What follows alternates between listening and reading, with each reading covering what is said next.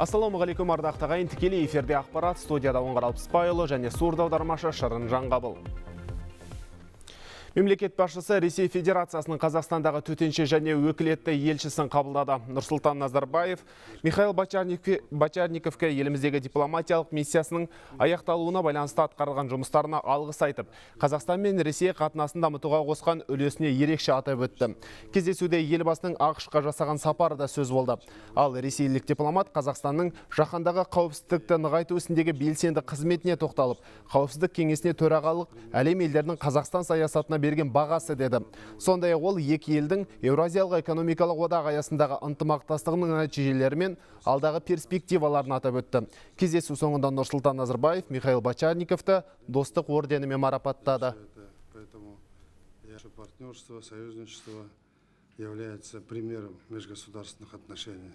Уважаемый Михаил Николаевич, 11 лет проработали в Казахстане послом России. Сіз Ресейдің Қазақстандағы елшісі ретінде 11 жыл қызмет атқардыңыз. Бұл жылдар ішінде Қазақстан мен Ресей арасындағы қарым-қатынас нығая түсті. Біз дипломатиялық байланыстарымыздың 25 жылдығын атап өттік. Өңіраралық ынтымақтастығымыз дамып, жоғарғы деңгейдегі сапарлар мен кездесулеріміз жиілей түсті. Біздің серіктестігіміз мемлекетаралық қарым-қатынастың жарқын мысалы. Біз халықаралық деңгейде бір-бірімізді қолдаймыз. ақш-қа сапарым кезінде Ресей мен Америка арасындағы қарым-қатынас мәселесіне зор мән берді. Сізді достық орденімен марапаттауға рұқсат етіңіз.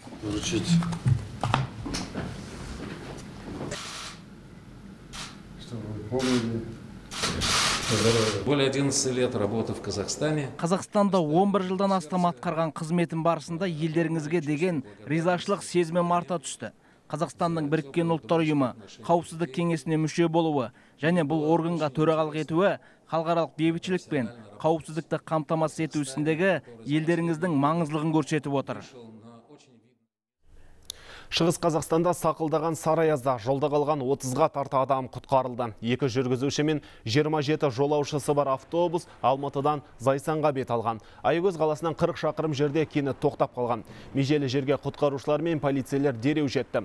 Жолаушылардың барлығы дін аман, ал облыс орталығында таңертең қоғамдық көліктің 82% ғана жолға шықты. Оның өзінде кешкілік уақытта біразы жүрмей қалды. Күн райының күрт суына байланысты техникалық ақау салдарынан кешке автобустардың тек 63% ғана жұмыс істеді. Қоғамдық көліктердің істен шығуының басты себебі дизель отыны мен пневматикалық жүйелердің қатып қалуы. Сондай-ақ Алматы-Екатеринбург тас жолының Теміртау қаласы тұсында 35 жүк көлігі мен 5 автобус күшті аяздың салдарынан кептелісте тұрып қалған. Ауа райының қолайсыздығына байланысты Ақмола облысы мен шекарада көліктердің қозғалысына шектеу қойылғандықтан осындай жағдай қалыптасты. Оқиға орнына жеткен төтенше жағдай қызметкерлері автобустардағы жолаушыларды эвакуациялаған. Олар уақытша жатақханаға жақын маңдағы кемпингтерге орналастырылды. Алматы облысындағы Тоқжайлау ауылы тұрғындарының елді мекендегі өндірістік кооператив төрағасының жұмысына көңілі толмайды. Жергілікті жұртшылықтың айтуынша кәсіпорын басшысы шаруашылықты шатқаяқтатып жіберген. Мал басын азайтып, кооператив мүшелерінің пайын бермей келетін көрінеді. Ал бірлестік жетекшісі Алексей Байбичевтің пікірі мүлден басқа. Тоқжайлаулықтар арнамызға хабарласқан соң елді мекенге өңірдегі тілшіміз Қуаныш Қанатұлы барып қайтты. Ауыл тұрғыны Тұрысқан Әбікеров кооперативте 1994 жылы 35 атар қой, 1500 ірі қара, 600 жылқы болғанын айтады. Зейнеткер шаруашылық талан-таражға түсіп, жұмысшыларға жағдай жасалмаған дейді. 6000 гектар жер салады, оның арпа салады, талдықорғанға өткізеді. Күзде өшірді көрсеңіздер шалонымен кетеді, КАМАЗ деген. Осының барлығының ақшасы қайда кетіп жатыр? Мен биыл дейді 500 миллион арпадан кіргізілді. Қайда кетті? Қайда кетті ол ақша? Есептемей ме бұл өкімет? Ал кооператив төрағасы болса түскен кіріс пен шығыстың есебінде қыстақтағы малын да көрсетуге даяр. Жасыратыны жоқ, барлық тиісті құжаттар қолында деп отыр. Кооперативте жұмыс істейтін 200 адамға азды көпті айлығын төлеп, көмірін арзан бағамен алып береді. Жерінің үлесіне қарай арпа бидайы да тегін. Все это дело я передам в суд, как за клевету, за это самое. Пишет, что около 100 лошадей. Бұл істің бәрін мен сотқа беремін. Ол қазір маған анық жала жауып отыр. 100 ғана жылқы қалды дейді. Бізде қазір 695 асыл тұқымды қазақ жылқысы бар. Қалай 5-6 отар қой қалды деп айтады. Мұның бәрі күйе жағып, жала жабу деп білемін. Вот такое положение я хочу передать в суд. Бір топ тұрғын Алексей Бабишевтің үстінен шағымданып облыс әкімдігіне, тіпті ауыл шаруашылығы министрлігіне де хат жазған.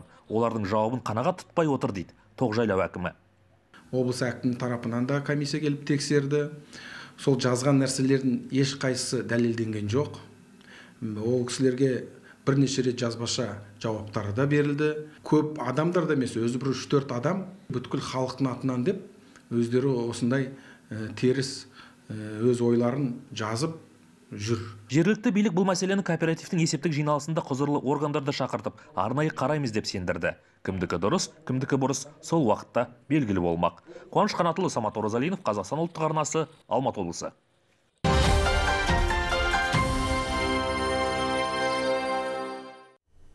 Оңтүстік Қазақстан облысының Түркістан қаласында такси жүргізушісі 180 мың теңге үшін бойжеткенді айуандықпен өлтірді. Өзінің бұл әрекетін жасыру үшін ол мәйітті шаһармен көрші қонған Достық ауылының маңындағы Ну қамыстың ішіне жасырып кеткен. 25 жастағы әйгерімнің өлі денесін ата-анасы полицияның көмегімен 2 аптадан соң тауып алды. Қанды оқиға қаңтардың 6-сы күні болған. Ата-анасы таңертең жұмысқа бара жатқан әйгерімге өздерінің банк карточкаларын беріп, жалақыларын әкеп беруді өтінген. Тәртіп сақшыларының болжамы бойынша таксист оның банкоматтан қомақты ақша алып жатқанын байқап қалған. Сөйтіп әдейі күтіп тұрып, бойжеткенді машинаға отырғызып алғаны болуы мүмкін. Күдікті қазір абақтыда. Оның көпке бармай қолға түсуіне бойжеткеннің ұялы телефоны себеп болған. Қаныпезер оны бірден өзге біреуге арзан бағаға сатып жіберген. Алайда алыс-беріс жасап жатқан кезде оның бет-жүзі телефонның фотоаппаратына түсіп қалған. Қызымыздың мәйітін өзім көрдім барып, енді аяусыздықпен айуандықпен өлтірген. Адам шошырлық. Беті ауызы танымашылықтай жағдайда. Тек денесінен төмен жағында танисың болып басқа жері. Төмен жағы сауды. Ақтауда әлеуметтік желіде теріс уағыз таратқан үшін 2 азамат тұтқындалды. Қала тұрғындары ВКонтакте, Facebook желілерінде діни алауыздық тудыратын материалдарды жариялап, оларға бірнеше адам лайк басқан. Қазіргі уақытта оны таратқандар мен материалды оқып, лайк басқандар тексеріліп жатыр.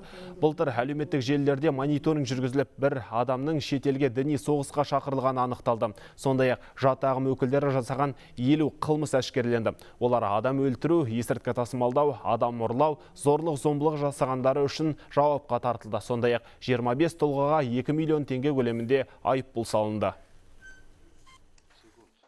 В отношении которых возбуждено уголовное дело по статье 107. Аталған азаматтарға Қазақстан Республикасының қылмыстық кодексінің 174-ші бабымен іс қозғалды. 4 жылға бас бостандығын шектеу жазасы тағайындалды. Жалпы бұл қылмыс бойынша 3 жылдан 7 жылға дейін бас бостандығынан айырылады. Шетелден бірер ақпар. Малайзияны биыл күзге таман әлемдегі ең қарт премьер-министр басқаруы мүмкін. Ол 92 жастағы Махатхир Мухаммед. Әйгілі саясаткер бұған дейін өз елін 20 жылдан астам уақыт басқарған. Малайзия экономикасын әртараптандырып, модернизациялап, оны озық технологиялы мемлекетке айналдырды. Оның алдағы жоспары тамызда өтетін парламенттік сайлауда жеңіске жетіп, тағы да үкімет басқару.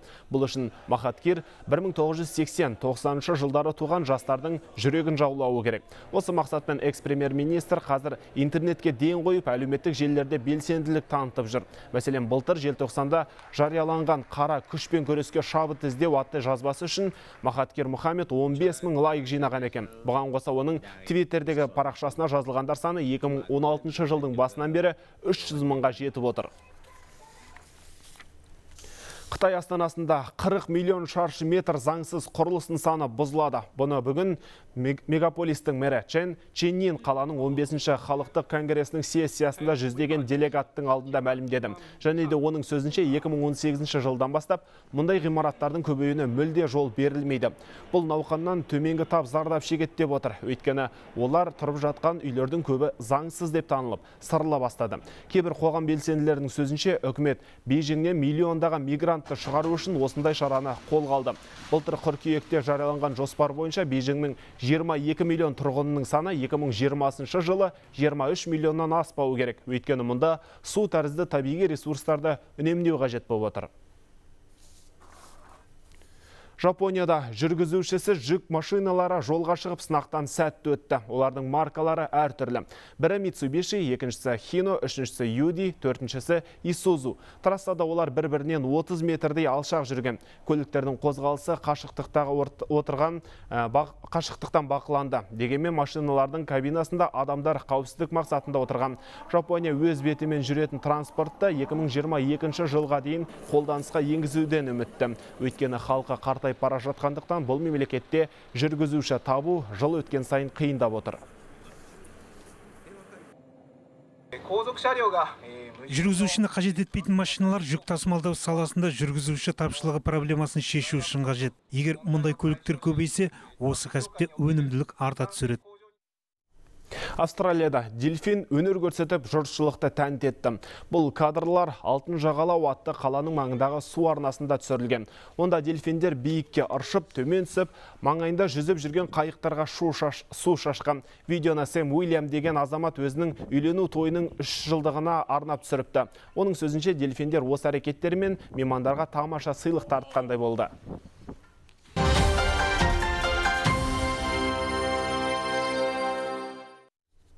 Еліміз жақын болашақта әлемнің экономикасы қарқынды дамыған, ірі державалармен қатар тұруды көздейді. 4-ші өнеркәсіптік революция бұл Қазақстанның межелі мақсаты.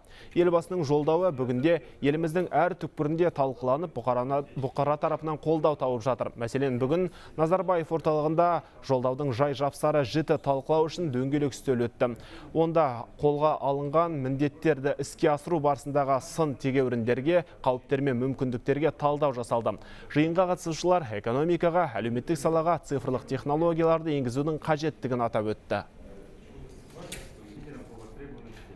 Сандық технологияларды қалай енгізе аламыз және бұл процесс қандай ретпен жүру керек? Осы сұрақтар талқыланды және біздің сарапшыларымыз айтқандай, біз осы жылдар бойы қол жеткізген жетістіктерімізді басты жоғалтпауымыз керек. Және 2050 жылға қарай біз әлемнің ең озық 30 елінің қатарына кіру үшін біз міндетті түрде осы алдымызда тұрған мәселенің бір ұтымды шешімін табуымыз керек.